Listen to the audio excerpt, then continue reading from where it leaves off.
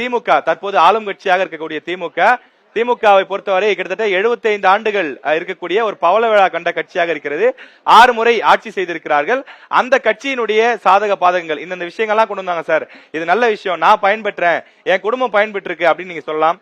இல்ல அவங்க தவற விட்ட விஷயங்கள் ஏதாவது 1-2 இருக்கலாம். என்னென்ன விஷயங்கள் அப்படிங்கறத நீங்க உணர்வுபூர்வமா உண்மையா எந்த தனிநபர் தாக்குதலும் இல்லாம ஷேர் பண்ணணும் நாங்க ஆசைப்படுறோம். நம்ம டிஎம்கேன்னு பார்த்தோம்னா டிஎம்கே தான் வந்துட்டு நம்ம ஃபர்ஸ்ட் மகளிருக்கு வந்து சொத்துல உரிமைன்னு சொன்னது டிஎம்கே தான்.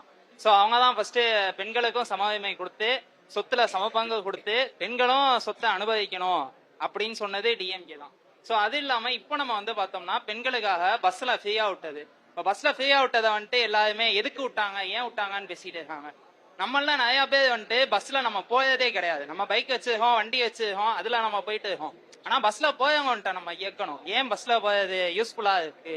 அவங்க நம்ம தப்பு சொன்னாங்கன்னா அப்போ நம்ம கேட்கலாம் ஏன் பஸ் வேணும்னு சொல்லிட்டு. இப்ப பஸ்ல போயவங்களுக்கு அது யூஸா இருக்கு. ஸ்கூல் ஸ்டூடெண்ட்ஸ் வந்து இல்ல கல்லூரியை படிக்கிறவங்களுக்கு 1000 கொடுப்பாங்க. அந்த 1000 வந்துட்டு எதுக்கு நீங்க கொடுக்குறீங்கன்னு சொல்லிட்டு கேட்கும்போது நம்மலாம் ஈஸியா நம்ம படிச்சுட்டு வந்தோம். நம்ம அப்பா அம்மா காசு கட்டுறாங்க, நம்ம வீட்டுல இருந்து காசு கொடுக்கறதுனால நம்ம படிச்சுட்டு வந்தோம். ஆனா அதுவே வந்துட்டு பின்னாடி இந்த கிராமத்து சைட்ல இருந்து மக்களுக்கு வந்து அது காசு ஈஸியா கிடைக்காது. 1000 ரூபாய் கொடுக்கறதுன்றது அவங்களுக்கு ஒரு பெரிய அமௌண்டா இருக்கும். நமக்கு 1000 ரூபாய் வச்சு நம்ம என்ன பண்ணலாம், என்னோட வாழ்க்கை இப்போ நான் அதை வச்சு நான் என்ன பெருசா சாதிச்சிட்டேன் அப்படின்னு கேட்காம இருக்கிறதுக்கு அவங்களுக்கு அந்த 1000 ரூபாயே பெருசு. நம்ம ஈஸியா நம்ம கிடைக்கிறது சட்டை போடுறதா இருக்கட்டும், பேண்ட் போடுறதா, அதெல்லாம் வந்துட்டு நம்ம ஈஸியா பண்றது. ஆனா அவங்களுக்கு இப்போ இப்படி ஒரு இது போடுறதுன்றதே அவங்களுக்கு அதிசயமான ஒரு விஷயம். அதே மாதிரி வந்துட்டு நம்ம பஸ் சொன்னோம், இது சொன்னோம். கல்வியில வந்துட்டு காலை உணவு திட்டம்ட்டு ஆல்ரெடி இருந்துச்சு. காலை உணவு திட்டத்தை நம்ம கண்டுபிடிச்சது வந்து கலைஞர் ஸ்டாலின் தான். மதிய உணவு திட்டம் தான் இருந்துச்சு, எம்ஜிஆர் கொண்டு வந்தது. ஆனா இப்போ இதை எடுத்துட்டு வந்தது தானே. இப்போ நான் டிஎம்கே பத்தி என்ன சொல்ல விரும்புறேன் அப்படின்னா, அவங்க மகளிர் உதவித்தொகை வந்து 1000 ரூபீஸ் கொடுத்தாங்க. அது ஒரு சைடு வந்து நிறைய பேருக்கு வந்து டிராபேக்கா தெரிஞ்சாலும் ஒரு சிலருக்கு எப்படி அப்படின்னா, மகளிர் வந்து ஹவுஸ் ஒய்ஃபா இருக்கிறவங்களுக்கு இன்கமே இல்லாம இருக்கும். அதாவது அவங்க ஹஸ்பண்ட் சம்பாதிக்கிறது அது மாதிரி ஜென்ஸ் சம்பாதிக்கிறது மட்டும் தான் இருந்தது.